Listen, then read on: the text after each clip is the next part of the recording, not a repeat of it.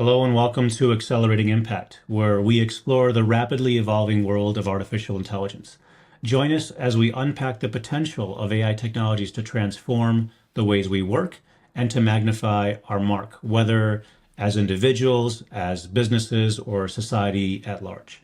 For both seasoned experts and curious minds alike, this podcast is your guide to understanding the cutting edge developments that are shaping our future.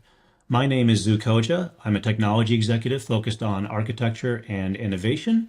And this is Accelerating Impact, brought to you by NielsenIQ, the world's leading global consumer intelligence company. Today, we are joined by a couple of guests.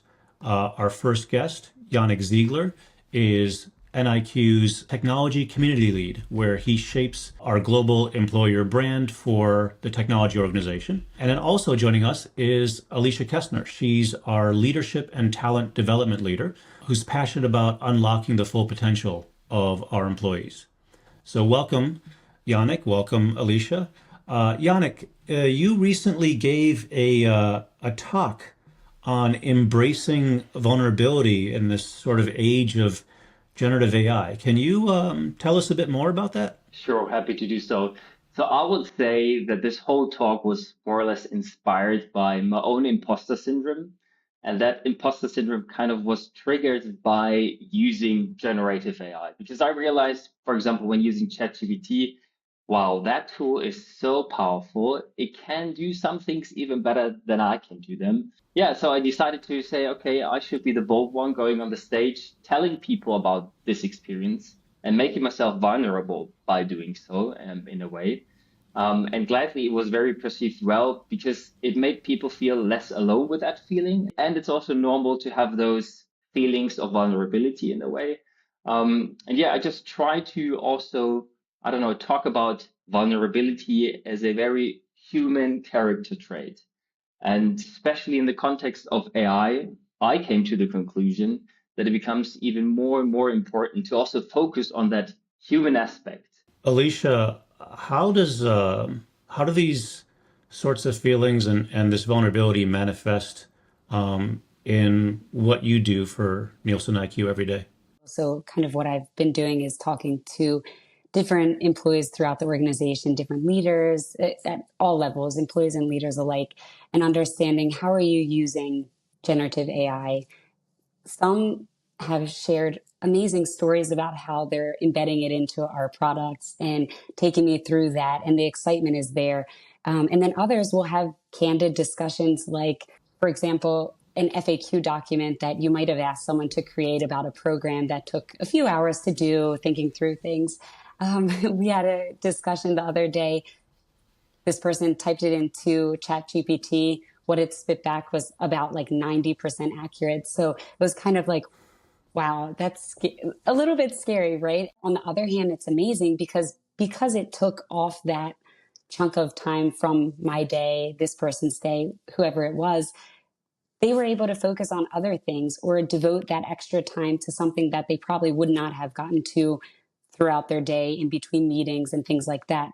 That's interesting. I mean, the notion of being able to free yourself up to focus on high value work, it that is often the counterpoint that I hear when people express some notion of fear around, like, is my job going to be around because there's this tool now? So, does my company really need me? I do hear it a lot. I would say what makes the difference is like if you feel like you're in a culture, you're in an environment where you can experiment, where you can explore, and the findings that you find, they're welcomed and they're celebrated, and not like, oh, okay, good. Well, we don't need you now. Let's kick you to the side. But instead, like, wow, if you're not doing that, then how do we get you ready Right, to right. do what we actually need you to do? Because to Yannick's point about the human aspect, then we need you to like kind of upskill yourself or be upskilled to be able to live up to that. So I think having that candid discussion about how do we continue to develop ourselves, and that's where kind of the work with talent development comes into play. I just wanted to build on that. I think Alicia really made a great point here that we as an organization and all others, employees as well, they have to create this atmosphere of psychological safety that people feel free to talk about their usage of generative AI and how that makes them more productive without fearing that they will lose their job, but with the perspective of their jobs becoming even richer. And that's, I think, that could be a beautiful thing, that with generative AI, lowering the manual efforts, we can do the things that are even more fun, and would have a more interesting career progression in a way. Yeah, that resonates strongly as we were, this is our first episode of this podcast, and as we were getting ready to figure out, what would the intro be, and we were trying to script some of this stuff. Um, I felt like I had some writer's block, and I was thinking, I was like racking my head, what should the intro be? What should the intro be? And I'm literally working within Nielsen IQ, focused on artificial intelligence and innovation. And it took me about 5 minutes to realize, like, oh, you know what? I can actually just do this with ChatGPT and have myself a writing partner and say, hey, let's workshop some ideas here. Let's bounce some ideas off and figure out what to do. And oftentimes, for some of my team, I preach to them that, look, if you have something very important to say, but you can't say it in a way that is compelling or that resonates, that kind of takes the power out of the valuable insight that you have. And the tool itself can't have the same insight that our people have, but it can certainly help them in how they communicate the insight that they have. So it very strongly resonates what you guys are saying with me. Jannik, did you get over your imposter syndrome? How did that evolve? I would say it got definitely better. With more and more time spent using generative AI, using particularly ChatGPT, I realized what you already kind of teasered here. I realized it still needs me. I am still absolutely crucial because A, ChatGPT would never work without a great prompt. That's for sure. You would always need me to give the right content, to give the right context as well. The human has to provide the prompt. We really do want to kind of position this podcast and these conversations towards not just folks that are well versed in AI, but those that are, maybe approaching it with a little bit of trepidation and a little bit of intimidation, and then maybe, they're not as far along in that adoption curve as you guys. Whichever one of you wants to take this, can you explain to our audience what you mean by prompt? So prompt is actually the communication you are having with, in my particular case, ChatGPT. So, and I have to say, prompting is like, it sounds fancy, but in the end, it's just telling the tool what you want, almost like a human assistant that I'm having now. Yeah. So prompting means having a conversation. Prompting means giving feedback to the generative AI tool, explaining the generative AI tool, the context and what you really need, who the target audience is. Like that all should be part of a good prompt. That's awesome. Alicia, how can businesses encourage their employees to kind of to remove the fear and take this leap into generative AI?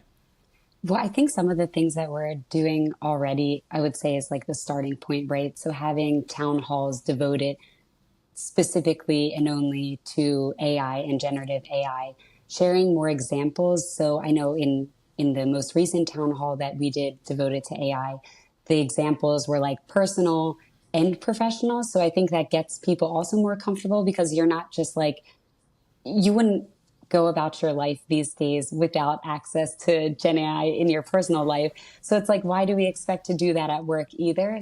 But say what goes after that would be more probably back to a team level. And I think what's really important about that is, again, just like getting the engagement of managers, of people leaders, team leads, to be able to start having those candid discussions within teams. And I think that's what organizations can focus on, right? So if businesses really want their people to feel safe, they want their people to experiment, they have to give them also clear guidelines. Hey, these are the tools that we are okay with you using, and this is the type of information you'd want to put into them. This is the type of information you don't want to have that balance of, on the one hand, educating people, telling them how to use those tools, and on the other hand, also demystifying the usage of those tools. And what the employer, the management needs to start with that. And we, in our communications team, we also had quite some interesting discussions about it. People were explicitly saying that they were hesitant to talk openly about the usage of generative AI, and that would somehow take away the credit of the great things they have created with it away from them. And I again realized I felt relieved that a more senior person of our team was saying, well, I use it on a daily basis. That again made me feel more enabled, empowered to just continue on that track and to just get rid of that imposter syndrome feeling, oh, I shouldn't do it. It's replacing me in the end. It's better than me. We should have those conversations, those open discussions, and should demystify the usage of generative AI tools by doing so. Alicia, when we've talked a bit about talent development and how AI fits into that. How are you seeing Gen AI change talent acquisition? I mean, I think so. As far as acquiring talent from outside of the company as well, there's so many implications for it. I think you could probably do a whole nother podcast on that The because joys of hiring. yes, exactly. But I think, yeah, I think there's a lot to be said, especially about like the fairness, right? So if you're using it to make your talent acquisition efforts also like more inclusive and diverse, I think that's one of the big benefits. And then obviously just these days, you can apply to a job so quickly with a click of a button. So I think there's a lot of opportunity there as well. On top of that, I think there's so much opportunity for chatbot usage when it comes to lots of things in HR. So not just talent acquisition, but also for that, right? If you're an applicant and you're interested in the company and you want to know a couple more things, or you have a question about that particular posting that might not be visible there, and you don't maybe need to go to a recruiter, you might be able to ask a chatbot in the future, right? So I'd say my wish for HR is also even like internally for things like when we're looking for certain documents or we're looking for certain processes. I think there's so much opportunity to take some of the like middle work out of it. While I was listening now to Alicia, I realized, gosh, I wish I would have worked in HR in a time where we would have those chatbots already in place, because that would have definitely allowed me to really focus more on the creative and more fun and interpersonal aspects of being an HR business partner at the time. But instead, it was a lot of administrative work that definitely can be reduced tremendously by the usage of these tools. Yeah, it's that notion of being freed up to the high value work. We ran Exactly. a pilot within NielsenIQ. We had quite a large number of software engineers participated in this pilot where we enable them with GitHub Copilot, and we had people that worked in various different languages, whether it was Java, C++, quite a few others, and we conducted a survey during the course of this pilot, and there was something like 85+% of the respondents in this survey said that they would feel some level of disappointment if we were to take this tool away from them, ranging from extremely disappointed to just somewhat disappointed. So it was overwhelming that they wanted these tools and that it was taking some of the tedium out of the work and allowing them to kind of almost have a coding partner and say, look, you do the grunt work. I'll grade the paper and correct it when there's a mistake. So it was, these things are incredibly powerful, and I do wonder, Alicia, on the hiring side, when we will get to the stage where people go into new hires or candidates go into interviews and they're excited to communicate the fact that actually, here's this interesting thing I did where I used Gen AI to do X, Y, and Z, and then I built on it by adding in the true value.